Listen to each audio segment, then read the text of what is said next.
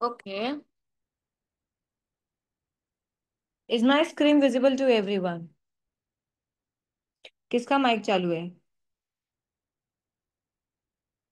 Ma'am आप कभी online लेते हो कभी ऑफलाइन लेते हो, समझ नहीं आता माइक बंद रखें कि ऑन रखें। Okay.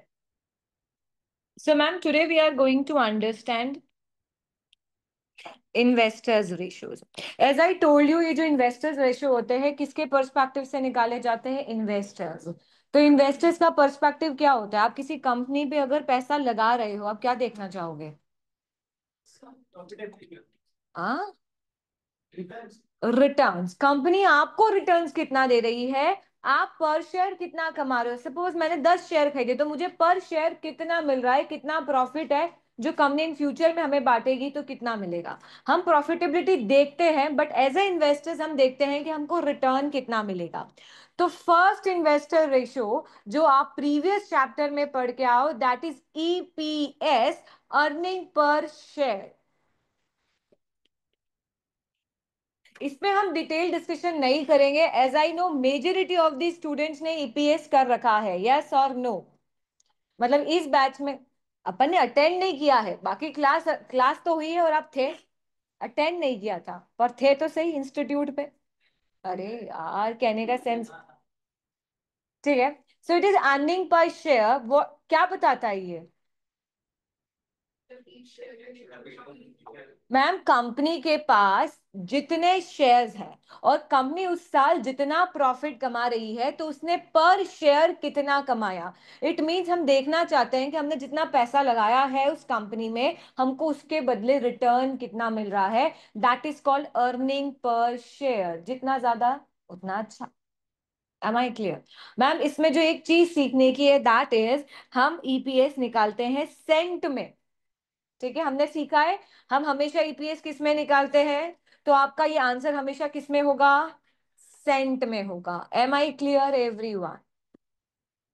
What is the formula of earning EPS?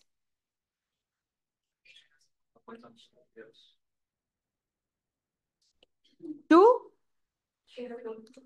ordinary shareholders, keep in mind it's talking about the equity, not about the preferential shares holders. ठीक है, divided by number of shares. It's means ये कौन से shares हैं? Ordinary shares हैं, equity shares हैं। और ये जो ऑर्डिनरी शेयर्स है हमने इसको ईपी, अगर हम ईपीएस का एक बार थोड़ा सा ब्रॉडली देखें तो मैम हमने ईपीएस में 3 केसेस पढ़े थे। बेसिक ईपीएस निकालना, then full market value, then bonus issue and then right issue. में आपने 3 कहा था पर मैंने 4 पढ़ा है, क्या कर सकते हैं। ठीक है, तो मैम 4 हमने ईपीएस सीखे थे, यस और नो? और मैम हमने एक डाइल्यूटेड ईपीएस भी सीखा था। वो देखो मैं ना ईपीएस में ऐसे ही छोड़ सकती थी धन धन धन धन, पर मुझे बताओ डाइल्यूटेड ईपीएस क्या होता है? In which case you need to calculate the diluted EPS? Ma'am जब जैसे कि लोन वोन लिया रहता है उसके बदले अब शेयर दे देते हैं, अब उसमें डाइल्यूटेड ईपीएस उसमें कैलकुलेट करना रहता है। Okay, somehow you are right but not exact, not exactly।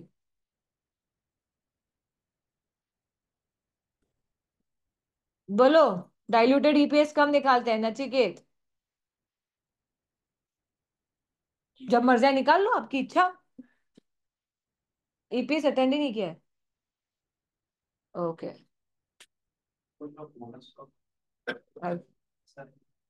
वो तो बोनस शेयर में होता है बट मैम डाइल्यूटेड ईपीएस देखो कैसा होता है। डाइल्यूट मतलब चीजें कम होना। ठीक है।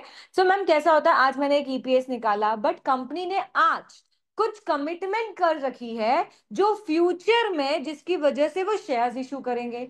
आज शेयर्स इशू नहीं किए हैं, आज करते तो बेसिक ईपीएस है इसमें वेटेड एवरेज में आ जाता, बट आज इशू नहीं किए हैं। फ्यूचर में कमिटमेंट किया है कि मैं जैसे आज सपोज मैंने 1 लाख का लोन लिया, generally in terms of loan I have to repay the loan only, well I have to repay, I have to pay it cash। Instead of paying in cash I ask them कि मैं आपको 3 साल बाद cash ना देके मेरे company के क्या दूंगी, शेयर्स। तो डू यू थिंक 3 साल बाद आपकी अर्निंग तो लगभग सेम ही रहेगी, क्या बढ़ जाएगी?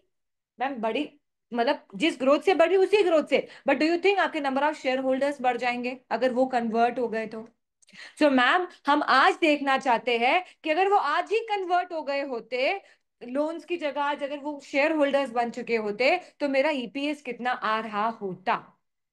तो हम उसको कंपेयर करते हैं कि आज बेसिक ईपीएस ये है, और अगर आज यही शेयर होल्डर्स कन्वर्ट हो चुके होते तो मेरा ईपीएस बेस क्या आता। और अगर वो कम हो रहा होगा that is called diluted EPS, और अगर बढ़ रहा होगा that is called anti diluted EPS. बात समझ में आई?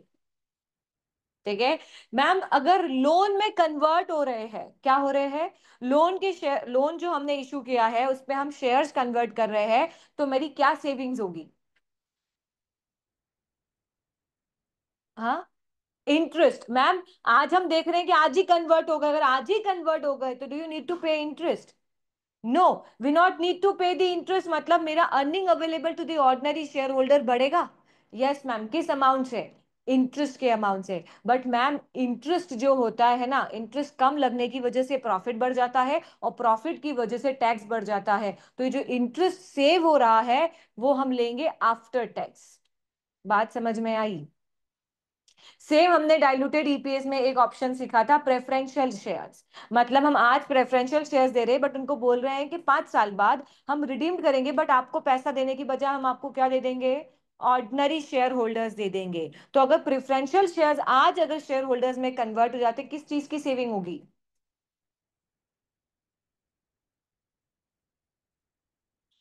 किस चीज की सेविंग्स होगी? अरे डिविडेंड नहीं बचेगा। अब you not need to pay the dividend to the preferential share holders. Preference dividend कैसा होता है, कंपलसरी डिविडेंड होता है, you have to pay every year. So ma'am अब हमको वो डिविडेंड पे नहीं करना पड़ेगा। अगर डिविडेंड पे नहीं करना है तो मेरा profit available to the ordinary share holders increase हो जाएगा। तो मेरी सेविंग्स क्या हुई, डिविडेंड की। एंड मैम जब डिविडेंड की सेविंग्स हुई, क्या ये पोस्ट टैक्स और आफ्टर प्री टैक्स करेंगे? नहीं, बिकॉज ये तो टैक्स के बाद का ही अमाउंट होता है। यस और नो? हमने स्टॉक ऑप्शन सीखे थे, आते हैं कि नहीं आते हैं? जिस हिसाब से आपकी स्थिति दिख रही है ईपीएस, मुझे लगता है आपको ईपीएस आता ही नहीं है।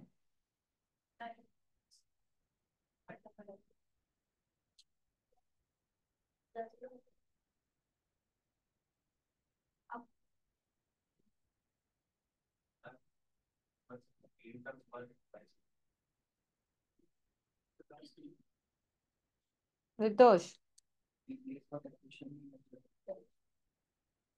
तो जब जब मैं पढ़ा रही थी तब डाउट्स क्यों नहीं रेज किए?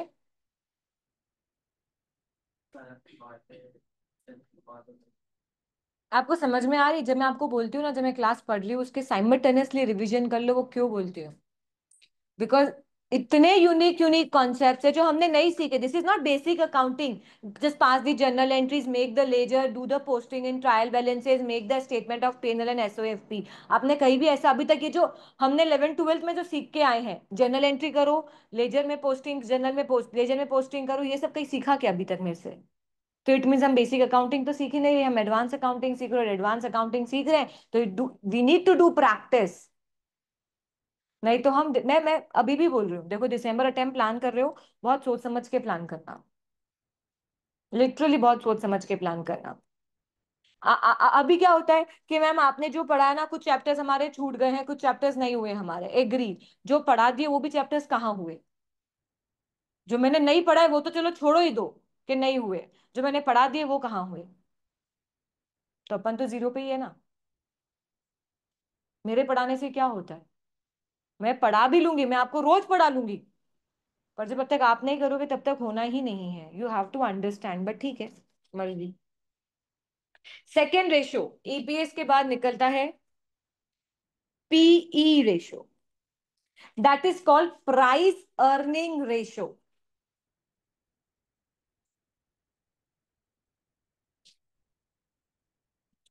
ठीक है, अब इसके नाम से सुन क्या बोल रहा है, प्राइस अर्निंग रेशो। प्राइस से क्या समझ रहे हैं कि उस शेयर्स की क्या प्राइस होगी, यही समझ रहे हो। और अर्निंग से ये समझ रहे होंगे कि उस पे कितनी अर्निंग हुई, यस और नो।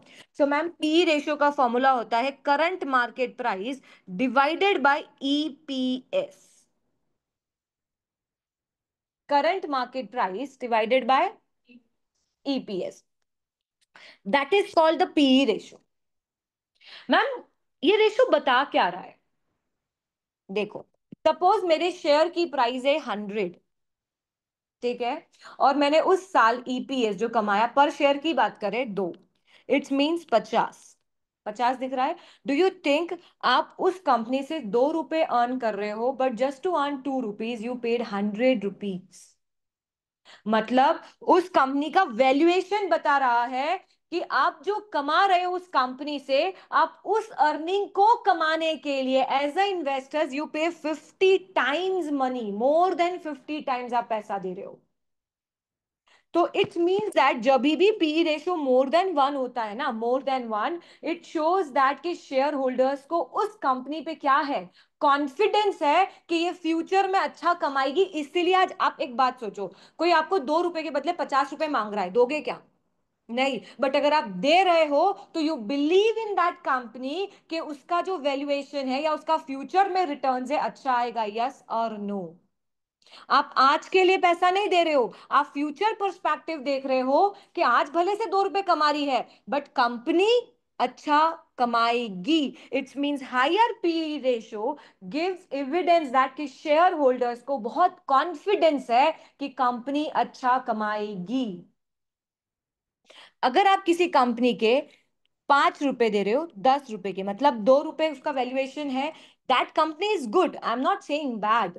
बट यहाँ पे शेयर होल्डर्स का कॉन्फिडेंस कम है कि कंपनी का वैल्यूएशन इतना है नहीं, मतलब कंपनी इतना दम नहीं है, इतना दे देगी ठीक है, इससे ज्यादा नहीं दे पाएगी। सो डू यू थिंक ये उसका वैल्यूएशन बताता है as the perspective of share holders कि आप उसको क्या वैल्यूड कर रहे हो। एंड सम टाइम अगर हम ज्यादा कर रहे हैं तो समटाइम्स कहते तो मार्केट में हाइप होती है किसी चीज की, कोई कंपनी बबल, कभी सुना है बबल कंपनीज? मतलब एक्चुअल में वो कंपनी अच्छी नहीं है, पर मार्केट में उस कंपनी की हवा है कि ये ऐसा कर लेगी, अंदर खोखली है पर हवा है। तो जब उसका पी रेशियो ज्यादा, ऑब्वियसली हवा है मतलब उसकी मार्केट जो वैल्यू चल रही होगी शेयर्स की वो अननेसेसरी क्या होगी, हाई। तो मैम अगर अननेसेसरी हाई है तो sometimes it's may be over valuation of the company. बात समझ में आई? तो पी रेशो ये दिखाता है कि आपने 2 रुपए कमाने के लिए आप उस कंपनी को 100 रुपए दे रहे हो, it's means higher the confidence. If higher the confidence higher the growth. आपको इतना कॉन्फिडेंस आपने अदरवाइज तो देते ही नहीं, तो अगर आप दे रहे हो इट्स मींस उस कंपनी में ग्रोथ है, यस और नो।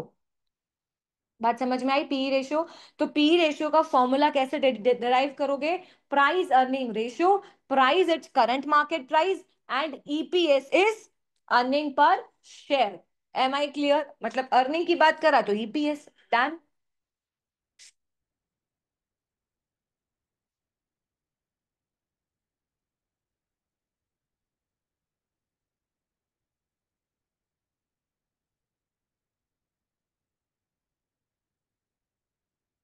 देखो P ratio is current share price, मतलब current market price divided by latest EPS, represent the market view of future prospectus of the shares. वो क्या रिप्रेजेंट कर रहा है कि आप फ्यूचर में उस कंपनी को कहां देखते हो, उसका वैल्यूएशन है।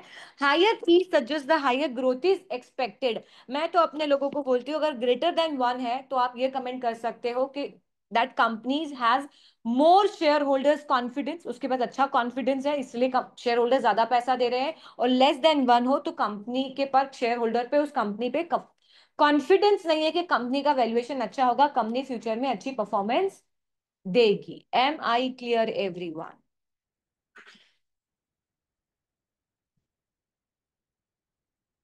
Then third ratio is dividend yield, ठीक है। यील्ड मतलब हमेशा रिटर्न होता है। मतलब सपोज आपने 10 रुपए कमाए और 100 रुपए लगाए, कितना परसेंट रिटर्न मिला?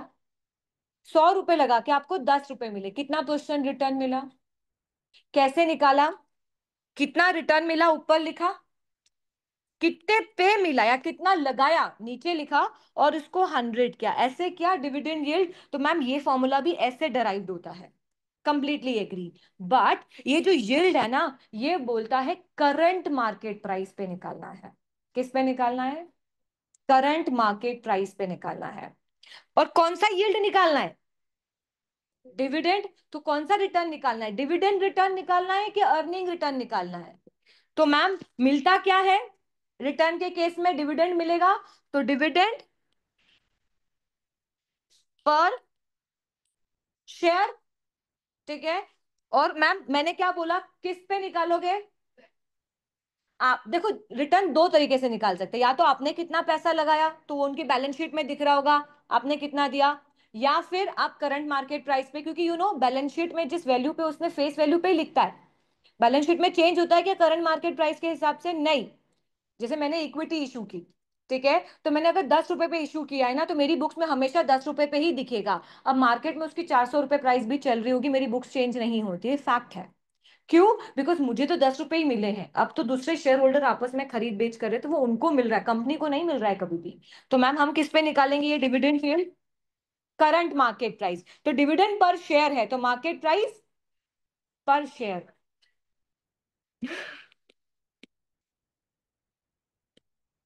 क्लियर? मैम डिविडेंड रिटर्न क्या बताता है कि कंपनी कितना डिविडेंड, अरे ठीक है, कितना डिविडेंड बांट रही है। अब देखो, मैंने 2 रुपए का डिविडेंड बांटा, ठीक है, मेरी मार्केट प्राइस थी 100, 20% नहीं 2% बांटा, मैंने 2% डिविडेंड बांटा। मतलब हाइयर डिविडेंड, कंपनी जितना डिविडेंड बांटेगी उतना अच्छा for the share holders perspective. But एक बात सोचो, मैंने एक बार डिविडेंड इस साल 2 रुपए बांटा, पिछले साल एक बांटा। एग्री? Yes ma'am. अब मेरा डिविडेंड यील्ड का फॉर्मूला क्या होता है? Dividend per share. और सपोज उस समय मार्केट वैल्यू क्या चल रही थी, कितने परसेंट बांटा?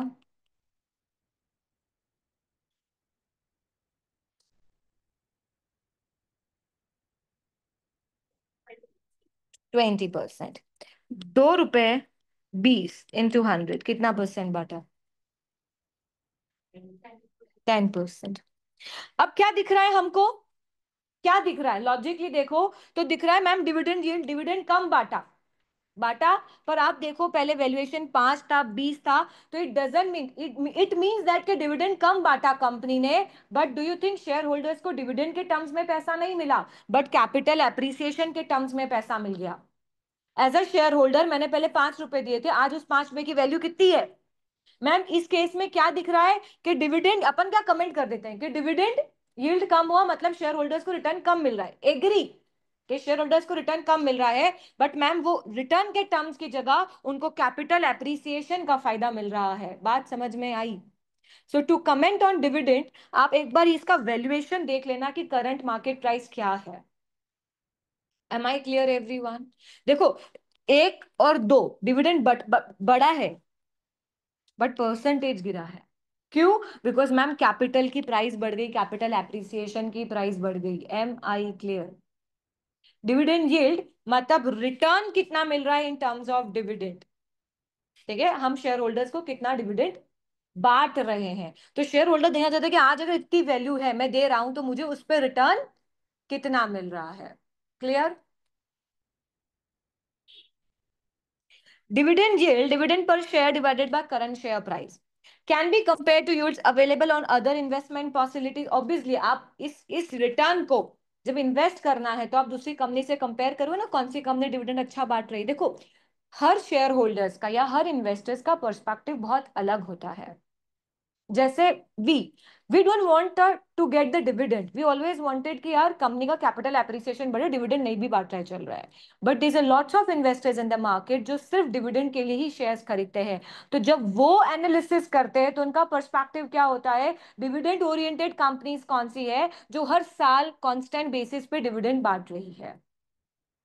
कुछ कंपनीज डिविडेंड नहीं बांटती है। तो डिविडेंड नहीं बांटने का रीजन क्या हो सकता है? मैम वो होल्ड करके रख रही है, हो सकता है कि उनको मेजर इन्वेस्टमेंट करना है कहीं, या कुछ। अब देखो, आपने आपका पैसा संभाल के रखा है, बांटा नहीं। इट्स मींस आपके दिमाग में कोई प्लानिंग चल रही है कि कोई कोई कंपनी एक्वायर कर लेंगे, कोई मर्जर कर लेंगे कुछ। तो दोनों ही पर्सपेक्टिव गलत नहीं है, हमको हमारे क्लाइंट के पर्सपेक्टिव से एनालिसिस करना है। अगर वो डिविडेंड ओरिएंटेड है, तो you have to figure out those companies who pay dividend higher.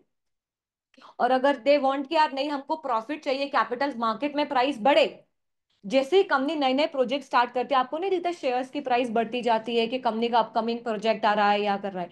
पर अगर आप इंट्राडे ट्रेडिंग कभी किसी ने देखा होगा, तो ऐसा आमतौर पे ऑब्जर्व होता है कि जिस साल कंपनी, जिस मंथ में कंपनी डिविडेंड बांटती है, तो क्या लगता है कि प्राइस बढ़ी होगी ना शेयर्स की, उसकी प्राइस गिर जाती है, पता नहीं क्यों। ये पता मतलब, अगर आप इंट्राडे, मुझे नहीं पता आप लोगों ने कभी इंट्राडे किया है कि नहीं किया है। इंट्राडे मतलब डे टू डे ट्रांजैक्शन करना, सुबह खरीदना शाम को बेचना, या पहले बेच के खरीद लेना, ऐसा वाला ट्रांजैक्शन होता है। तो जर्नल ये प्योर जो बोलते हैं ना, सट्टे पे चलता है, तो मैक्सिमम टाइम ये फील होता है कि वो सट, क्योंकि आप एक दिन में कंपनी के मूवमेंट से डिसाइड नहीं कर सकते प्राइस बढ़ेगी कि नहीं घटेगी। मतलब मेरे साथ तो हुआ ही है, एक दिन पहले अच्छा रिजल्ट आया, लगा कंपनी डिविडेंड अनाउंस कर चुकी है तो बटेगा, अगले दिन मैंने तो उसमें अच्छा पैसा लगा दिया, माल बड़ा शेयर से डूब गए। बात समझ में आई? तो यू कैन नॉट जज on the basis of a limited information. Done. So you have to analyze the financial statement on the basis of requirement of your client. आपको क्या अच्छा लग रहा है, नहीं, उनको क्या चाहिए वैसा करना पड़ेगा, ठीक है। And the last ratio is dividend cover.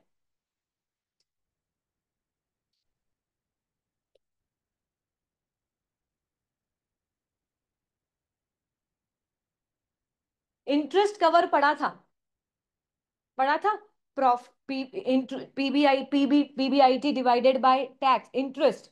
क्या बताता था वो? ये बताता था कि कंपनी के पास वो इस अमाउंट का इंटरेस्ट पे करने के लिए कितना प्रॉफिट अवेलेबल है, मतलब वो कितने टाइम्स वो इंटरेस्ट पे कर सकते हो। और हमने देखा था डिविडेंड कवर जितना ज्यादा होगा, ए सॉरी, इंटरेस्ट कवर उतना अच्छा, मतलब कंपनी अपने इंटरेस्ट की लाइबिलिटी को बहुत इजीली पे कर सकती है, ठीक है। To comment gearing, high gearing और low gearing, this is the best thing to comment, या best thing to calculate to comment, है ना।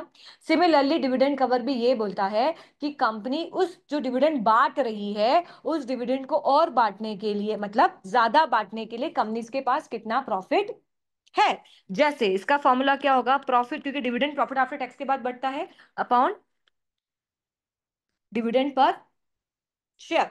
अब सपोज ये आंसर आया 1.5:1, इट्स मींस कंपनी जो डिविडेंड बांट रही है, ये कितनी बार बांट सकती है? 1.5। Higher is better. Ma'am higher is better कैसे? कंपनी डिविडेंड बांट ही नहीं है, रिटेन कर रही। देखो, अगर आप एक बात समझना, हम क्या सोचते हैं, कंपनी ने सपोज 2 और 4 कितना हुआ? 2:1। अब आप सोचते हो कि कंपनी ने अगर 10 रुपए कमाए हैं, तो कंपनी को कितना डिविडेंड बांटना चाहिए? 5। तभी 2:1 होगा। बट कंपनी ऐसा करती नहीं, कंपनी प्रॉफिट्स तो बढ़ाती है पर डिविडेंड सेम प्रोपोर्शन में नहीं बढ़ाती। It means that company is holding their profit for a long run. अगर सेम प्रोपोर्शन में नहीं बढ़ रहा है, प्रॉफिट बढ़ रहा है, बट डिविडेंड ऐसा नहीं 2:1 ही है, डिविडेंड, डिविडेंड कंपनी ने अभी भी 2 ही बांटा, कितना आया? 5:1। इट मीन्स दैट कंपनी ये डिविडेंड कितनी बार बांट सकती है? 5। इट्स मीन्स ये गारंटी देता है कि फ्यूचर भी कंपनी कांस्टेंट डिविडेंड बांट पाएगी। क्योंकि अगर 2:1, अगर अगले साल कुछ फ्लक्चुएशन हुआ, कंपनी बांट पाएगी क्या? इतने प्रॉफिट ही स्नो स्टोर नहीं कर रखे हैं, सेव नहीं कर रखे हैं कि वो डिविडेंड, फर्दर डिविडेंड बांट पाए। But in that case company dividend भी बांट रही है, स्मार्ट प्ले कर रही है, डिविडेंड भी बांटा। आपको बुरा लगा कि आपको कम मिला? लगना ही नहीं चाहिए, जितना मिल रहा था उतना ही मिला। और कंपनी ने प्रॉफिट भी स्टोर कर लिया, तो कंपनी अगर फ्यूचर में कुछ अपकमिंग प्लान्स है वो भी कर सकती है। प्लस कंपनी फ्यूचर में फिक्स कर रही है कि आपको इतना तो मिल ही जाएगा, हम होल्ड करें ना, मतलब 5 साल तक दे सकती है, यस और no. Higher is better, but it shows company future perspective लेके चल रही है। बात समझ में आई? This is a relationship between the available profits and the dividends payout out of this profit. Sorry, यहाँ पे डिविडेंड पर शेयर या डिविडेंड पर शेयर नहीं ले सकते, क्योंकि अपन प्रॉफिट आफ्टर टैक्स पूरा ले रहे हैं, so you have to say the DP dividend पूरा। सॉरी, ऐसा थोड़ी हो सकता है कि प्रॉफिट आपने पूरा ले लिया और डिविडेंड पर शेयर का ले लिया तो वो तो क्या कुछ और ही निकल जाएगा। तो total dividend and total profit after tax, am I clear? बात समझ में आई? So for calculating investors ratios हमारे को ये चार रेशियोज दे रखे हैं। First one is EPS, second one is price earning ratio, third one is dividend yield, yield मतलब रिटर्न, और that return is current on current market price, ठीक है। And fourth one is dividend cover, ठीक है। बस यही चार investors ratio है, पर आप जर्नली क्वेश्चंस देखोगे आगे तो आपको इन्वेस्टर्स पर्सपेक्टिव से क्योंकि देखो कैसा हो रहा है, if company higher you they don't want you to give the investors perspective, they want कि यार हमारी कंपनी काम अच्छा, क्योंकि इन्वेस्टर्स वो इन्वेस्टर का लुकआउट है, ठीक है। बट एज अ कंपनी अगर मैं आपको हायर करूँ, I want to know that कि मुझे दिख तो रहा है प्रॉफिट, पर मुझे समझ में नहीं आ रहा ये प्रॉफिट अच्छा है कि बुरा।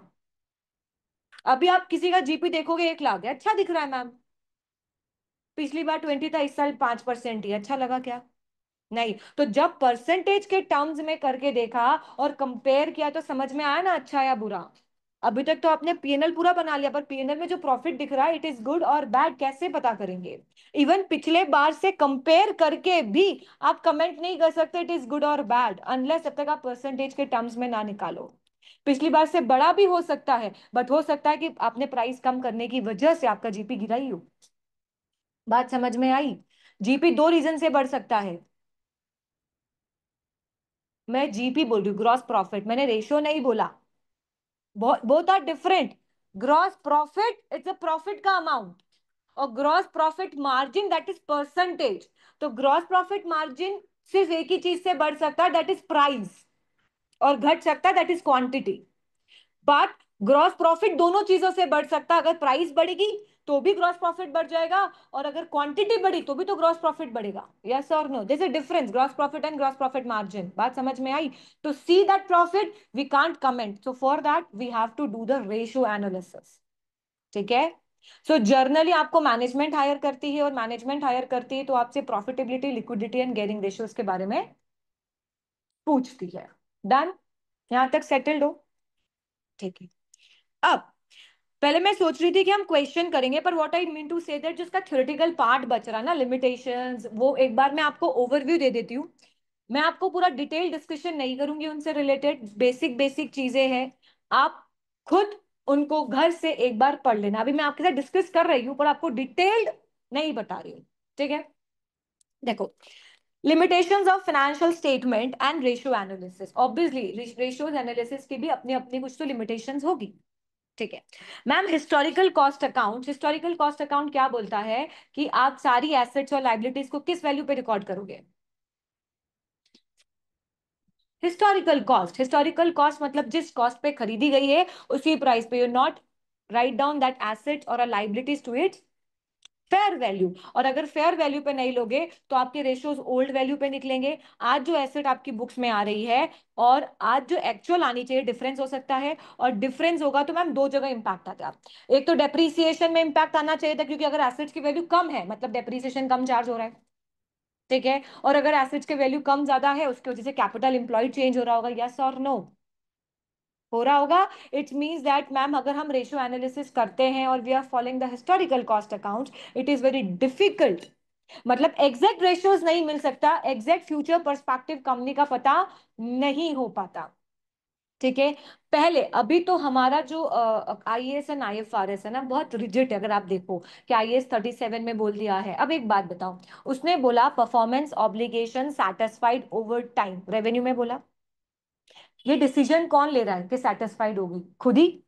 इट्स मीन जब हम खुद डिसीजन ले रहे हैं या हम खुद जजमेंट कर रहे हैं, इट इज एन एस्टिमेट कि इस साल हो गई या इस साल इतनी हो गई, एस्टिमेट ही है ना। तो हम तो अपने हिसाब से ले सकते हैं, जिस साल प्रॉफिट ज्यादा दिखाना है उस साल मान लिया कि इसी साल परफॉर्मेंस ऑब्लिगेशन सेटिस्फाइड हुई, रिकॉर्ड करो रेवेन्यू। जहां पे भी एस्टिमेट आता है, देखो कैसा होता है, मैंने आपको बहुत अच्छे से बताया था कि मैनेजमेंट अपना फाइनेंशियल स्टेटमेंट बिगाड़ना चाहती ही नहीं। अगर मैनेजमेंट इतना अच्छा काम कर रही होती और इतना बिलीव होता कि वो सही दिखा रही होगी, ऑडिट होता क्या? क्यों ऑडिट होता ना? मैनेजमेंट पे रिलाई करते कि what ever the financial statement shows is true and correct.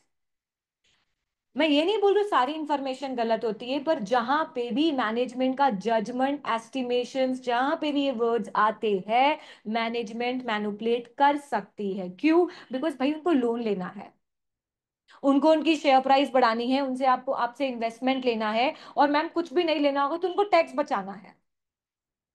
हमारे पेरेंट्स इनकम टैक्स वाले के पास वो जाए नहीं, पर क्यों जाते हैं पता है? भाई मेरा टैक्स बचा दे यार, गलत गलत दिखा दे पर टैक्स बचा दे। कॉमन कॉमन कॉमन सी बात है आज के टाइम में, इसलिए ऑडिट्स होते हैं।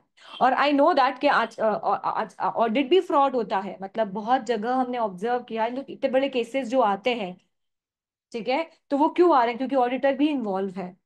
ठीक है, तो अब ऑडिटर, आप जब ऑडिट पढ़ोगे तो आप you came to know that कि यार उन पे भी बहुत रिस्ट्रिक्शंस लग गई है। पहले ऑडिटर को ओपिनियन देने में जेल नहीं होती थी, अब हो जाती है, अब घर से उठा के ले जाते, इसलिए मैंने प्रोफेशन ही चेंज कर लिया। ठीक है। सो मैम कैसा है रेशियो एनालिसिस? अगर मैनेजमेंट का जज, जैसे आईएएस 37, मैंने आपको बोला था प्रोविजन है। पहले क्या होता था? ये रूल ही नहीं था, अब तो प्रोविजन की कंडीशंस बता दी कि आप इन्हीं केसेस में प्रोविजंस बना सकते हो। पढ़ा था? प्रेजेंट ऑब्लिगेशन होना चाहिए, प्रोबेबल होना चाहिए, पढ़ा था। बट पहले तो क्या होता था, आपको जब मर्जी है, आपकी इंटेंशन भी है ना किसी को पे करने का, तो आप प्रोविजन बना दो। तो कंपनी क्या करती थी, जिस साल प्रॉफिट कम दिख रहा है उस साल प्रोविजन को रिवर्स कर देती थी, तो पीएनएल में इनकम आ जाती थी, और जिस साल प्रॉफिट ज्यादा है एक खर्चा दिखा के प्रॉफिट कम कर देती थी। तो क्या करती थी कंपनी? विंडो ड्रेसिंग करती थी, क्रिएटिव अकाउंट्स करती थी, अपने हिसाब से अकाउंट्स को मैनिपुलेट करती थी। कम दिख रहा है, रेवेन्यू बढ़ा दो। कैसे बढ़ाओगे? अरे परफॉर्मेंस ऑब्लिगेशन सेटिस्फाइड होगा, क्योंकि एस्टिमेट है ये। बात समझ में आ रही है? तो that is the limitation of ratio analysis, कि अगर हिस्टोरिकल कॉस्ट अकाउंट है, कहीं ना कहीं पुरानी अकाउंटिंग चल रही है, तो एसेट्स और लाइबिलिटीज की वैल्यूज गलत आएगी। और मैनेजमेंट क्या कर सकती है? Window dressing and creative accounting कर सकती है। Window dressing is kind of thing जब कंपनी मैनेजमेंट अपने हिसाब से थोड़े एडजस्टमेंट कर लेती, एस्टिमेट कर लेती। जैसे दिख रहा है कि यार बहुत लॉस जा रहा है, अब लॉस कंट्रोल करने के लिए एसेट्स की यूजफुल लाइफ बढ़ा दो, बढ़ा दी, डेप्रिसिएशन कम हो जाएगा पीएनएल में। वो ऐसी चीजें करती थी जो उनके हाथ में होता था ना। लग रहा है कि प्रॉफिट ज्यादा है, अरे लाइफ कम कर दो। आप कहाँ से, आप कैसे पता करोगे कि कंपनी सही कर दे कि गलत? Because it's a management decision कि लाइफ बढ़ रही है कि घट रही है। अब आउटसाइडर हम थोड़ी बता सकते हैं कि वो मशीन सही में इतनी, हो भी सकता है मैनेजमेंट सही कर रही हो, पर it's kind of window dressing, creative account, creative accounting कर लेती है company. Similarly company window dressing करती है। जनरली विंडो ड्रेसिंग पता है कब होती है? ईयर एंड पे। करंट रेशो सही करना है तो इन्वेंट्री उठा दो, खरीद लो बैंक ओवरड्राफ्ट के अगेंस्ट में। कंपनी ईयर एंड पे एडजस्टमेंट करती है, रिसीवेबल्स नहीं आ रहे तो ईयर एंड पे रिसीवेबल्स ले आए। बात समझ रहे? ईयर एंड पे आपका फाइनेंशियल स्टेटमेंट प्रेजेंटेबल लगे, इसलिए वो विंडो ड्रेसिंग करती है ताकि हमारा फाइनेंशियल स्टेटमेंट अच्छा दिखे। ये ईयर एंड पे होता ही है। आप बहुत सारे बिजनेसमैन देखोगे, वो देखते हैं अच्छा प्रॉफिट ऐसा हो गया, चलिए लगाते। ईयर एंड पे ही होता है, इसीलिए ईयर एंड ही होता है। दिसंबर में खड़ा करेंगे, जनवरी में खत्म कर देंगे, मतलब 31 दिसंबर। क्या 1 दिसंबर से लेकर 31 दिसंबर तो कोई ट्रांजैक्शन करके फाइनेंशियल स्टेटमेंट अच्छा कर दिया, और उसको जनवरी में जाके वाइंड अप कर दिया। जैसे आपको लग रहा है लोन्स है, गियरिंग बढ़ रही है, कंपनी ने दिसंबर में लोन पे कर दिया और जनवरी में आके वापस लोन ले लिया, क्या हुआ? विंडो ड्रेसिंग ही तो हुई, बस एक मूवमेंट का था। लोन रीपे कर दिया, गियरिंग रेशियो गिरा कि नहीं गिरा? हमको लगा कंपनी अच्छी, और 1 जनवरी को वापस लोन ले लिया। क्योंकि जब आप फाइनेंशियल स्टेटमेंट देखते हो तो वो डेट्स आती है क्या? आपको कोई ऐसे पर्टिकुलर लेजर नहीं देते, वो सिर्फ देते हैं एसओपीएल, एसओएफपी, अंदर डेट वाइज देते हैं। क्या 5 जनवरी को पे किया है? नहीं, आपको दिखेगा वायर पिछले साल 1 लाख थे, इस साल 50,000 हो गए, कंपनी ने रीपे कर दिया, मतलब कंपनी अपनी लाइबिलिटीज चुका रही है और नेक्स्ट ईयर वापस लाइबिलिटी ले ली। It's kind of window dressing to make your financial statement presentable to the investors, share holders. ठीक है, बिकॉज शेयर होल्डर्स भी कैसे, इनको नॉलेज थोड़ी है, मैनेजमेंट चला रही है, तो वो उनको भी तो इंप्रेस करना ना कि हम अच्छा काम कर रहे हैं। बात समझ में? क्यों, आप सोचो, क्यों स्टॉक एक्सचेंज में लोग इन्वेस्ट करते हैं तो क्यों बोलते हैं कि सट्टा है, पैसा डूब जाएगा? हमारे पेरेंट्स तो यही बोलते हैं, आप करो शेयर ट्रेडिंग पर एक्सेसिव मत करो। क्यों? क्यों? क्योंकि पहले ये सब फ्रॉड्स होते आ रहे थे, अब फिर भी अकाउंटिंग रूल्स रिजिट है, ऑडिटर्स रूल्स रिजिट है। आपका फाइनेंशियल स्टेटमेंट 5-6 जगह से वेरीफाई होके देन शेयर होल्डर्स को, मतलब देन लोगों तक अप्रूव होता है। तो वो प्रोसेस की वजह से पहले क्या होता था, सिर्फ एक ही ऑडिट होता था, अब इंटरनल ऑडिट होते हैं, कॉन्करेंट ऑडिट होते हैं, स्टैचुटरी ऑडिट होते हैं, मतलब एक कंपनी को इतने ऑडिट्स कराने होते हैं।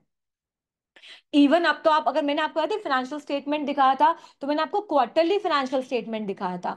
पहले तो ईयरली जाते थे, अब क्वार्टरली भी मिलने लगे हैं। इट मीन्स क्वार्टरली अगर पब्लिक को दे रहे हैं तो कहीं ना कहीं वो ऑडिटेड नहीं होते पर वेरीफाई तो होते हैं। मतलब अब हर ट्रांजैक्शन का इंटरनल ऑडिट होता है। बात समझ में आई? तो अब थोड़ा रूल स्ट्रिक्ट है, बट कहीं ना कहीं हम ह्यूमन बींग्स हैं। हेलमेट का बोला है तो पेट्रोल पंप पे बाहर जाकर, भैया 1 मिनट हेलमेट दे दे यार, जुगाड़ तो ढूंढ ही लेते हैं, तो वैसे जुगाड़ ढूंढे मैनेजमेंट ने भी। ठीक है। फिर चॉइस ऑफ अकाउंटिंग पॉलिसीज। अब एक बात सोचो, to analysis the financial statement, ठीक है, we need to do comparison. अब कंपेयर किससे किससे कर सकते थे मैम? किसी सेम इंडस्ट्री से। इंडस्ट्री, अब देखो सब इंडस्ट्री की लेंथ, मतलब कैसे लेंथ ऑफ द बिजनेस अलग होता है। कुछ के 500 कस्टमर्स होंगे तो कुछ के 2000 कस्टमर्स होंगे, उनको कंपेयर करना वैलिड लगता है क्या?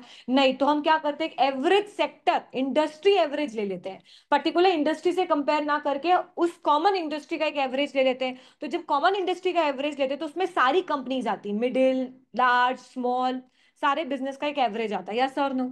तो मैम हम कंपेयर कर रहे हैं, बट एक रिवैल्यूएशन मॉडल फॉलो कर रहा है, एक फेयर वैल्यू, एक रिवैल्यूएशन मॉडल फॉलो कर रहा है, एक कॉस्ट मॉडल। कंपेयर कर सकते हो।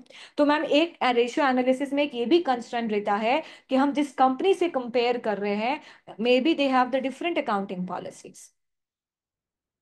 अब डिफरेंट अकाउंटिंग पॉलिसीज, अब कहाँ कहाँ सारी पॉलिसीज को वेरीफाई करोगे? So ma'am different accounting policies है तो रेशियोज तो अलग आएंगे ही सही। हमने फीफो एवोको का ही देखा था ना, इन्वेंट्री अलग आ जाती है। तो अगर फीफो एवोको तो उनको मैच कैसे करें? बात समझ में आई? So ma'am choice of accounting policies अलग होती है। Ma'am transaction with related parties. Praful अगर बहुत अच्छा बिजनेसमैन बन जाएगा और दीपांशु को लोन चाहिए, तो हो सकता है एज अ फ्रेंड वो दीपांशु को कम रेट पे दे, पर हो सकता है नचिकेत व्यवहार खराब कर ले और वो लोन लेने जाए तो वो उसको मार्केट रेट पे दे। इट मींस दैट अगर अब मैं नचिकेत और दीपांशु का फाइनेंशियल स्टेटमेंट कंपेयर करूंगी, so do you think due to the related party transactions उस ट्रांजैक्शन में कुछ ना कुछ डिफरेंस आएगा? एक को सेम 8% पे मिल रहा है और एक को 12% पे लोन मिल रहा है।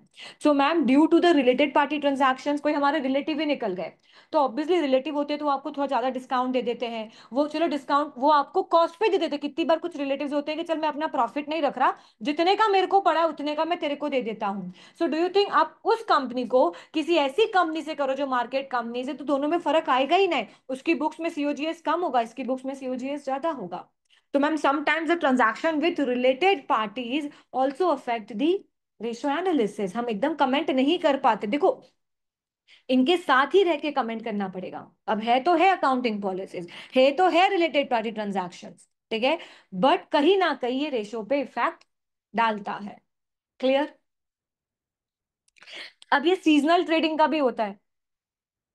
किसी का ईयर एंड पे बहुत अच्छा बिजनेस चला, तो ईयर एंड पे सारे रेशोज सही हो जाएंगे, गियरिंग रेशोज और ये। और हो सकता है किसी का बिजनेस जुलाई में चलता है और दिसंबर में ठप है, तो इन्वेंट्रीज भी पड़ी हुई होगी। देखो जिसका सीजनल बिजनेस होगा तो क्या होगा, इन्वेंट्री फास्ट मूविंग होगी। आप पेबल्स को भी, क्योंकि देखो आपको इन्वेंट्री चाहिए, तो पेबल्स भी आप पेबल्स भी जल्दी जल्दी पे करोगे ताकि आपको सप्लायर जल्दी जल्दी सप्लाई करे।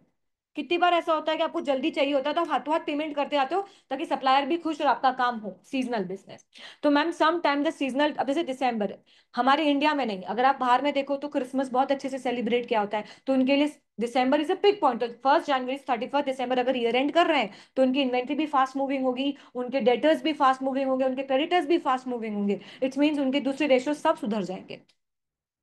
आप समझ रहे हो? और अगर यही चीज जुलाई में होती तो दिसंबर में आपके रेशियोज नहीं होते, आपके डेटर्स ऐसे ही पड़े होते, क्रेडिटर्स भी पड़े होते, आपके पास पैसा ही नहीं होता ना, और इन्वेंट्रीज आपकी स्लो मूविंग होती तो दूसरे रेशियोज पे इंपैक्ट आता। मैंने आपको सिखाया था सीजनल ट्रेडिंग की वजह से भी बिजनेस में इंपैक्ट आता है। तो अगर आप कब रेशियो एनालिसिस करो उस पर भी डिपेंड करता है आपका सीजन था कि नहीं था। बात समझ में आई? अब लिमिटेशंस ऑफ रेशियो एनालिसिस देखो। एक बात बताओ, मैंने बोला वो भी लिमिटेशंस ही थी, पर उन्होंने पॉलिसीज और सेक्टर्स की लिमिटेशंस बताई है, पर्टिकुलरली अब रेशो की रेशोज की क्या बता रहा है, लिमिटेशंस। ठीक है, जैसे मैंने आपको आइडल रेशियो बोला 1:5, 1.5:1 for that, for current ratio. ठीक है, बट किसी कंपनी में ज्यादा लिक्विडिटी चाहिए। हर कंपनी में आपको लगता है कैसे वित्तीय लिक्विडिटी मेंटेन करके बिजनेस हो जाएगा? हर बिजनेस का नेचर अलग होता है, उनका लिक्विडिटी रेशियो अलग होना चाहिए। आइडल ही इतना है, पर किसी को ज्यादा चाहिए, किसी को कम चाहिए। आपने आइडल के बेसिस पे कमेंट कर दिया या आइडल के बेसिस पे बोला कि हाँ अच्छी है कंपनी, हो सकता है कंपनी के लिए डेंजर हो जाए, उनको हायर लिक्विडिटी चाहिए रहती हो और उनके पास कम लिक्विडिटी हो। बात समझ में आई रेशियो एनालिसिस के? हर कंपनी का नेचर अलग है, तो हर के लिए लिक्विडिटी रेशियोज अलग होते हैं। फिर कैसा है? अब जैसे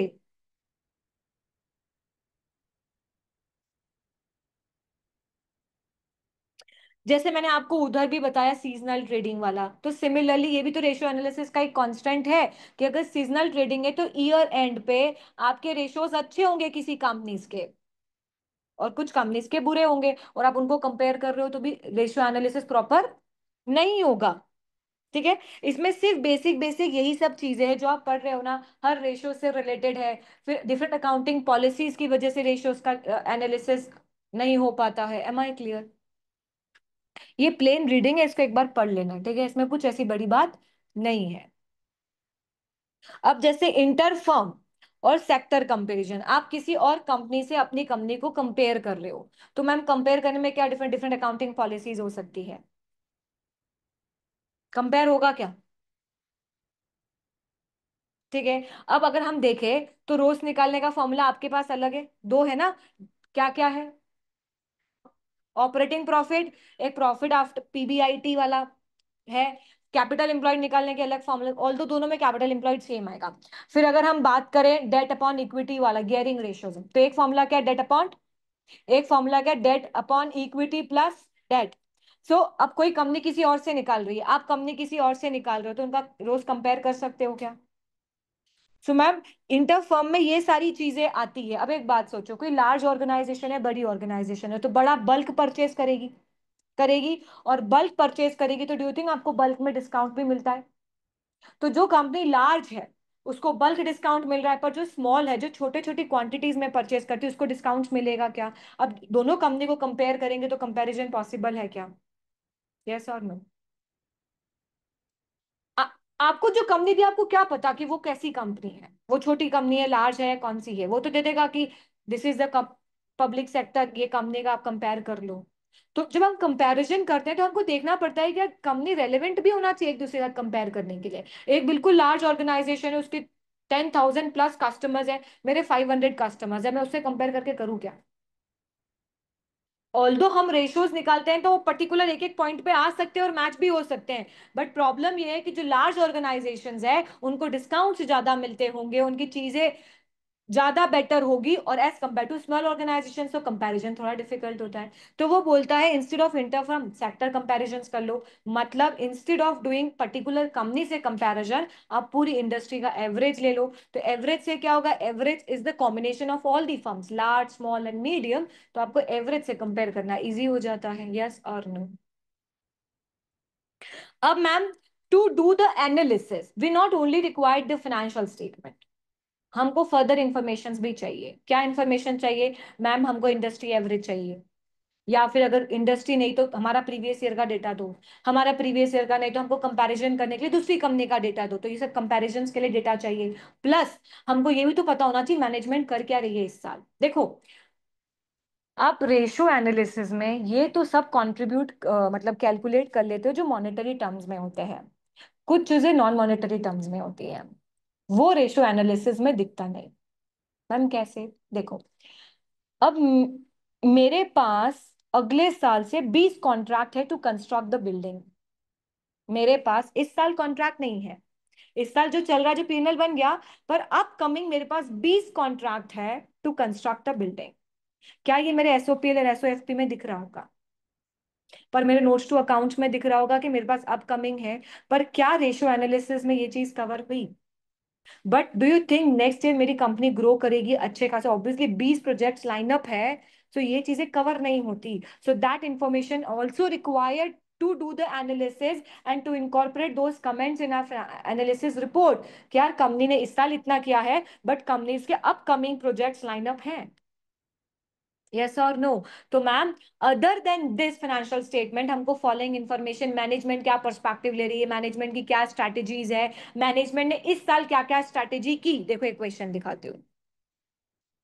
जैसे, in order to boost revenue, the director introduced measure in the year and improve the situation. This measures cutting the prices. आपको पता चला ना, ये एडिशनल इंफॉर्मेशन देके इस साल मैनेजमेंट ने क्या किया? प्राइस कट की। तो क्या दिखता होगा इससे? प्राइस क्यों कट की होगी?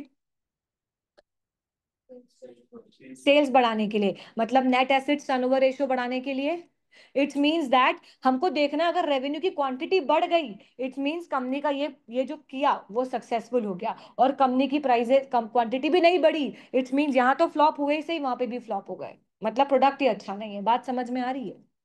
सो आपको ये सारे अब जैसे credit facilities to the customer, ये भी क्यों दी होगी? रेवेन्यू बढ़ाने के लिए। In terms of boost of revenue हमने बोला कि यार हमको 40 जगह दी है, 50 दिन में पेमेंट करना, तो मैम इसका इंपैक्ट भी रेवेन्यू पे आना चाहिए। बढ़ा रेवेन्यू, बट दिखने से बढ़ गया क्या? नहीं, हमको देखना पड़ेगा कि कैसे देखेंगे, नेट एसेट्स टर्नओवर रेशियो निकाल के, ग्रॉस प्रॉफिट रेशियो निकाल के, तो समझ में आएगा। अब देखो ग्रॉस प्रॉफिट रेशियो गिरता हुआ दिख ही रहा है, इट मीन्स दैट प्राइस का इंपैक्ट आया। इट्स मीन्स दैट कंपनी ने प्राइस गिराई तो क्वांटिटी बढ़ी, बट इसमें उसने क्या किया, उसने अपने सप्लायर्स के पास नहीं गया कि अब मेरे को ज्यादा माल चाहिए, अगर मेरे को ज्यादा माल चाहिए तो भाई तो डिस्काउंट तो दे। चाहता तो ज्यादा माल खरीदने पे वो डिस्काउंट लेता, और डिस्काउंट लेता तो उसको फायदा होता। यस और नो? इट्स मीन्स उसने प्राइजेस तो कट कर ली, बट कॉस्ट में उसका इंपैक्ट देना भूल गया। यस और नो? तो मैम, अदर देन रेशियोज, मतलब अदर देन कंपैरिजन, हमको ये सारी चीजें भी, फर्दर इंफॉर्मेशन भी चाहिए होती है। नहीं तो जैसे यहाँ इस वाले क्वेश्चन में हमने क्या क्या किया, सब तीर में तुक्का लगाया। ये वाला जो क्वेश्चन हमने किया था, on the basis of our knowledge, on the basis of interpretation of ratios, उसी के बेसिस पे किया। आपको पता था कि मैनेजमेंट ने क्या किया? नहीं। बट अब आपको पता, अगर आपको मैनेजमेंट के पॉइंटर्स दे दिए जाएं, तो अब आपको पता ना मैनेजमेंट ने प्राइस ही कट की है। आप यहाँ नहीं बोल सकते कंपनी में रिड्यूस द प्राइसेस, अरे कंपनी ने रिड्यूस की है प्राइसेस, तो उस रिड्यूस प्राइसेस की वजह से क्या क्या इंपैक्ट आया, बस वो निकालना है। बात समझ में आई?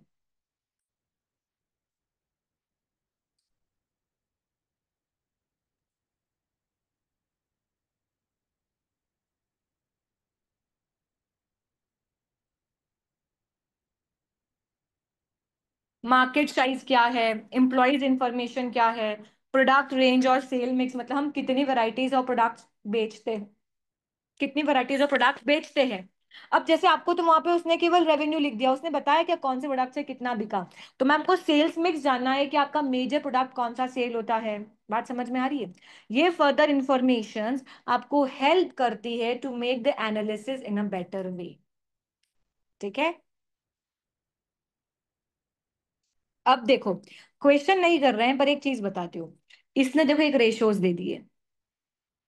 अभी तक हम क्या करते थे, हम हमारे करंट ईयर से प्रीवियस ईयर को कंपेयर किया पहले वाले क्वेश्चंस में। इन्होंने यहाँ पे अब एक कंपनी का डेटा दे दिया, ठीक है, कि उसका रोज इतना है, इसका ये है, इसका ये है, इसका ये है, और आपको आपको आपका फाइनेंशियल स्टेटमेंट दे दिया। इट मींस आपको यहाँ पे रेशियोज निकालने हैं, इनके साथ कंपेयर करना है, और फिर कमेंट करना है इज दिस गुड और बैड। तो गुड है तो क्यों है, बैड है तो क्यों है। बात समझ में आई? और फॉर दैट उन्होंने नीचे आपको कुछ चीजें भी दे दी, जैसे उन्होंने बताया कि एसेट्स का वैल्यू कितना बचा है, एक्सेप्शनल आइटम्स मार्केट प्राइस, तो आपको उसने कुछ फर्दर डिटेल्स भी दे दी कि हमारे इस साल क्या हुआ, प्लस आपको उसने स्टडी के इंडस्ट्री एवरेज दे दिया। आप इससे कंपेयर करोगे और डाटा डालोगे। ठीक है? बात समझ में आई? समटाइम्स वो आपको ऐसा डेटा दे देंगे, समटाइम्स दे आस्क यू कि आप खुद का निकाल के कंपेयर करो प्रीवियस ईयर से करंट ईयर का। तो इट कैन बी एनीथिंग, पर you to make a comment on analysis आपको कुछ ना कुछ तो कंपैरिजन चाहिएगा ही। आप बिना कंपेयर करे कमेंट नहीं कर सकते। डन? एक लास्ट आता है specialise not for profit and public sector organisation. देखो, आपने एनजीओ सुने हैं, ठीक है, तो वो भी तो एक कंपनी है। एनजीओज भी ऑर्गेनाइजेशन जो होते हैं वो रजिस्टर्ड होते हैं, पर वो अलग सेक्शन में, जैसे कंपनीज एक्ट में अलग होता है, तो जब हाँ सेक्शन 8 कंपनीज बोलो, मतलब अलग अलग पर्टिकुलर सेक्शन 8 भी नहीं, दूसरी बहुत कंपनीज भी होती है जिसमें जो एनजीओज हैं, नॉन प्रॉफिट ऑर्गेनाइज एनपीओज हैं, नॉन प्रॉफिट ऑर्गेनाइजेशन रजिस्टर्ड होते हैं, ठीक है। तो उनका भी, अब जैसे आपने अगर 11th 12th में सुना होगा, तो उनका इनकम एंड एक्सपेंडिचर बनता है, उनका ट्रेडिंग अकाउंट नहीं, क्योंकि they are not doing businesses. So उनका इनकम एंड एक्सपेंडिचर बनता है। तो उनका भी तो हमको बिजनेस देखना पड़ेगा ना, कि वो अच्छा कर रहे हैं कि बुरा कर रहे हैं, बताओ। तो मैम, क्या जो एनजीओ चलते हैं उनको प्रॉफिट से फर्क पड़ता है कि हमारा कितना प्रॉफिट कमाया इस साल? तो मैम, जो भी प्रॉफिटेबिलिटी रेशियोज है, क्या काम के हैं इन केस ऑफ एनजीओज?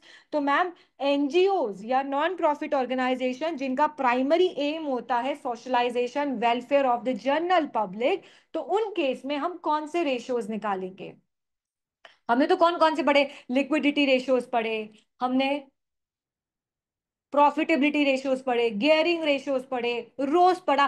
क्या गियरिंग से फर्क पड़ता है नॉन प्रॉफिट ऑर्गेनाइजेशंस को? तो क्या फर्क पड़ता है उनको, कौन सा रेशियो उनके लिए इंपॉर्टेंट है? इन्वेस्टर्स रेशियो का तो काम ही नहीं है, कोई इन्वेस्ट करना ही नहीं चाहता उसमें, उनको तो डोनेशंस मिलते हैं ना। इन्वेस्टर्स तो इन्वेस्ट के, उनको इन्वेस्टर्स को रिटर्न चाहिए। क्या एनजीओ रिटर्न देती है? नहीं, that is social welfare organisation. तो मैम, इन दैट केस हम कौन से रेशियोज निकालते हैं? तो क्वेश्चन आता है कि in case of non profit organisations which ratio is important? तो ma'am, it is a liquidity ratio only. उनको प्रॉफिट से मतलब नहीं है, उनको गियरिंग से मतलब नहीं है, उनको इन्वेस्टर्स रेशियो से मतलब नहीं है, उनको लिक्विडिटी तो चाहिए ना, उनको भी उनके अगर इवेंट्स करने हैं या वेलफेयर करना है तो उनको पास होना तो चाहिए ना, जो उन्होंने करंट एसेट्स, करंट एसेट्स मतलब जो वो काम कर रहे हैं, जिनसे पैसा लेना है, डोनेशंस लेना है, और काम करने के लिए पैसा देना पड़ता है, that is called current liabilities, yes और नो? तो मैम, कौन से रेशियोज काम आते हैं? Working capital ratios. कौन कौन से पढ़े थे? वर्किंग कैपिटल्स में पढ़े थे कौन से 3 रेशियोज पढ़े थे? रिसीवेबल्स, पेबल्स, इन्वेंट्रीज, और ma'am quick ratios, current ratios. तो मैम, कौन से ratios is very important? Such as a working capital ratios, because such organisation should keep control of income and cost. उनको सिर्फ इनकम और cost पे control करना है, तो उनके लिए कौन से रेशियोज इंपॉर्टेंट है? That is called working capital ratios. So ma'am, ये जो ऑर्गेनाइजेशन होती है उनका एक ही ऑब्जेक्टिव होता है, 3 ऑब्जेक्टिव होते हैं: effectiveness, efficiency and economy. Effectiveness मतलब वो जो ऑब्जेक्टिव है उनका वो इफेक्टिवली अचीव करे। इफिशिएंसी मतलब जो उनको रिसोर्सेज मिल रहे हैं उसको इफिशिएंटली यूज करे। और इकोनॉमी मतलब उनकी जो कॉस्ट है उसको वो कंट्रोल करके चले। मतलब उनका ये 3 ही मेन ऑब्जेक्टिव होते हैं for value of money: effectiveness, efficiency and economy. Economy मतलब ऑब्वियसली इकोनॉमी ना सस्ते में काम हो जाए, तो कॉस्ट को अच्छे से रखे, ठीक है। इफिशिएंसी मतलब जो भी उनके पास रिसोर्सेज है उनको बेस्ट वे में यूज कर पाए। एंड इफेक्टिवनेस मतलब वो जो ऑब्जेक्टिव लेके कर रहे हैं उसको सक्सेसफुली अचीव कर पाए। Am I clear everyone? ये ऑर्गेनाइजेशन आपको पता है कौन सी होती है ना? सोशल वेलफेयर ऑर्गेनाइजेशंस होती है। तो 2 क्वेश्चंस आ सकते हैं इनका: value for money objective, effectiveness, efficiency and economy, ठीक है।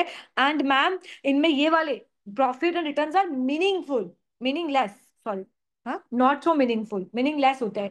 तो कौन से रेशियोज काम के नहीं हुए? रोज, गेयरिंग, इन्वेस्टर्स रेशियोज तो क्या ही काम के होंगे? तो इनके लिए कौन से रेशियोज काम के हैं? Working capital ratios. Am I clear everyone? ठीक है। मैंने majority of the theory part, मतलब मेजर आपको पढ़ा दिया है, मैंने आपको एक्सप्लेन कर दिया है, आप इसको बुक से पढ़ लेना। मैंने क्यों इसको डिटेल्ड में नहीं पढ़ाया? Because in case of interpretation generally questions कैसे आएंगे? To interpret the financial statement, not to give the limitations. But हम छोड़ के नहीं जाएंगे, क्यों? बिकॉज इन 2 नंबर क्वेश्चंस या two, section A section B में कहीं भी अगर एक क्वेश्चन फंस गया तो एटलीस्ट हम अपियर कर पाए on the basis of our common sense, ठीक है। हमने अभी तक ऐसी एक भी बात नहीं की जो कॉमन सेंस पे काम नहीं करती है, ठीक है। अब ये मैं आज नहीं पढ़ाऊंगी, that is interpretation of consolidated financial statement, that is something that we already know. उसी पूरी कहानी को लिखा है, बट वो कहानी लिखा है, पर उसके साथ दे वांटेड यू कि आप इंटरप्रिटेशन में इसका आंसर कैसे ड्राफ्ट करोगे उससे रिलेटेड है। That we will do it tomorrow. And कल हम अब इसके क्वेश्चन सॉल्व करेंगे। सो व्हाट आई एक्सपेक्टेड, आप टेस्ट योर अंडरस्टैंडिंग वन, मैंने आप लोगों को बोला था पढ़ना। Have you done the study of test your understanding one? आपने पढ़ा, क्वेश्चन के साथ आंसर पढ़ा, रेशियोज निकाले, ऐसा लगा कि थोड़ा समझ में आ रही है चीजें कि नहीं? देखो, मैं और ना एक बात और ध्यान रखना, इंटरप्रिटेशन को सिर्फ पढ़ना नहीं है, लिखना पड़ेगा। बिकॉज अब हमारी लिखने की कैपेसिटी नहीं है। आपको कोई बोले कि 3 पेज लिख ले मर्जी से, तो ना, पॉसिबल नहीं है, क्योंकि हम पूरा सिलेबस एमसीक्यू पे पढ़ रहे थे। फिर जब हमने पढ़ना स्टार्ट किया तो हमने एक्सेल पे क्या बनाना स्टार्ट किया, फॉर्मेट्स बनाना स्टार्ट किया, उसमें भी हमको ज्यादा लिखना नहीं था, कैलकुलेशन थी बस। एक इंटरप्रिटेशन ऐसा है, you have to write something. ऐसा ना हो कि लिखने का मन ही ना हो, पेपर में थक जाओ यार, बोल के, काश बोल बोल के लिख सकते थे, वैसा हो जाए। सो आप जब इंटरप्रिटेशन का एक क्वेश्चन पढ़ो, उसका सॉल्यूशन देखो, देन सॉल्यूशन हटा के वापस वो क्वेश्चन सॉल्व करो और उस पे अपना इंटरप्रिटेशन लिखो, एंड देन कंपेयर कि जो मैंने पढ़ा वो मुझे कितना समझ में आया। क्योंकि समझ में तो हर आएगा, मैं भी पढ़ूंगी ना अभी, तो हाँ हाँ हाँ यही तो था, हम भी तो यही सोच रहे थे। पर जब हम खुद से लिखने बैठते हैं ना, तो हमको एक पॉइंट ही नहीं आता कि क्या करना है। बात समझ में आई? तो यहाँ पे लिखने की स्किल्स बढ़ानी है, और लिखना इन्हीं की लैंग्वेज में, तो जो इनकी लैंग्वेज में लिखा है ना, आप उसको अपनी लैंग्वेज में करके लिखना स्टार्ट करो। Am I clear? तो आप लोगों ने ये क्वेश्चन पढ़ा, आया समझ में? किसी को डाउट है इस क्वेश्चन में?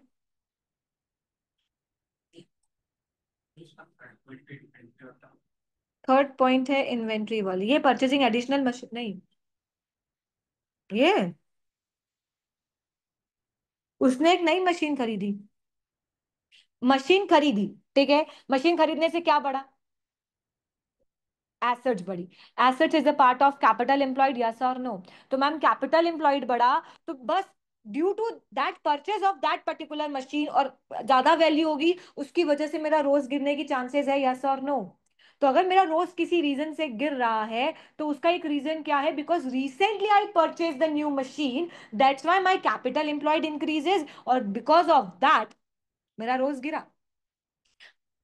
ऑपरेटिंग प्रॉफिट गिरने का एक रीजन ये हो सकता है, because to purchase the new machine I have to charge more depreciation, और मोर डेप्रिसिएशन की वजह से मेरा as compare to previous year current year profit गिरा। क्यों? बिकॉज इस साल एडिशनल डेप्रिसिएशन था। बात समझ में आई?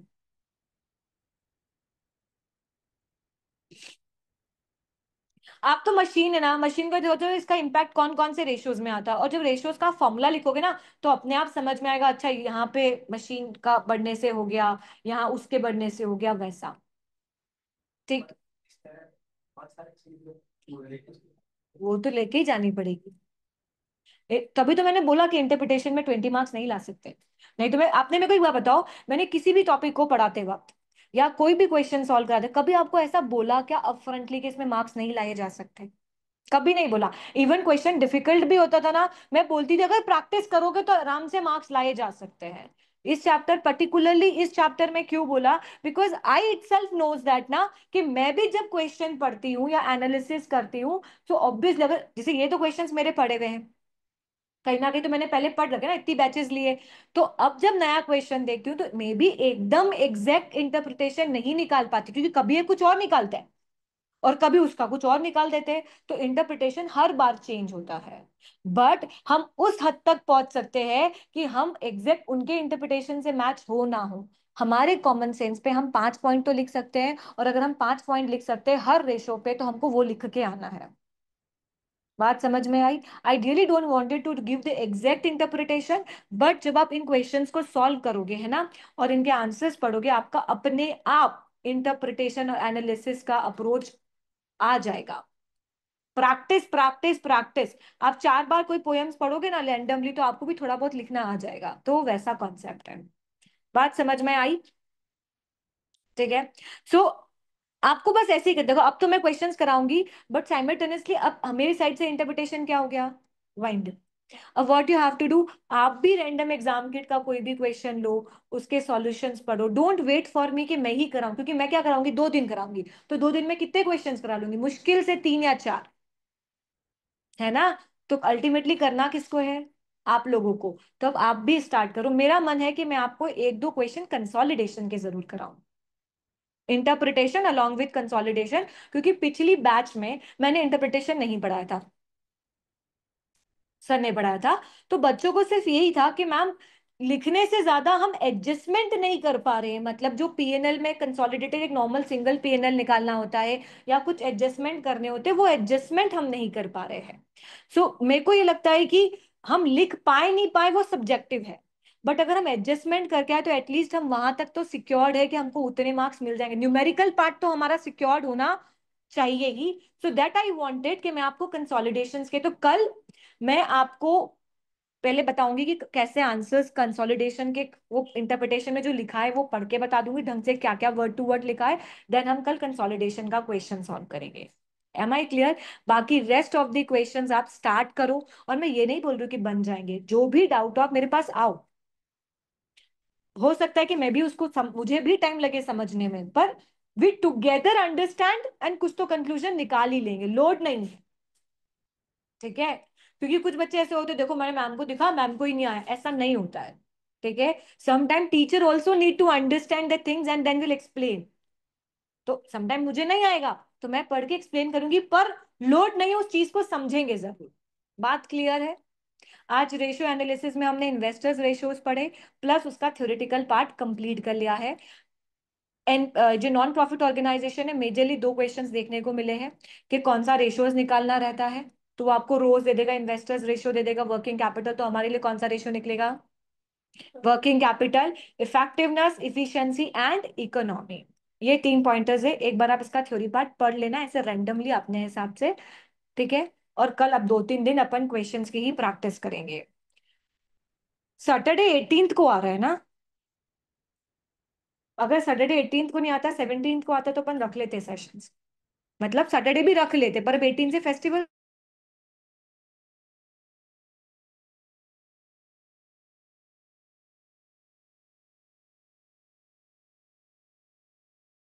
कल क्या है, 15, ठीक है। कल, हाँ आज 15 तो कल 16 होगी। 2 दिन तो अपने तो सेशंस रहेंगे, जाओ जाओ, क्योंकि सिलेबस कंप्लीट करना ही पड़ेगा। मतलब इंटरप्रिटेशन मेरा टारगेट था कि मैं 10 या 11 तक इंटरप्रिटेशन खत्म कर दूंगी, पर मैंने नहीं किया क्योंकि स्थिति नहीं दिख रही थी आप लोगों की। Okay, so can we wind up a session for a day, people in the class?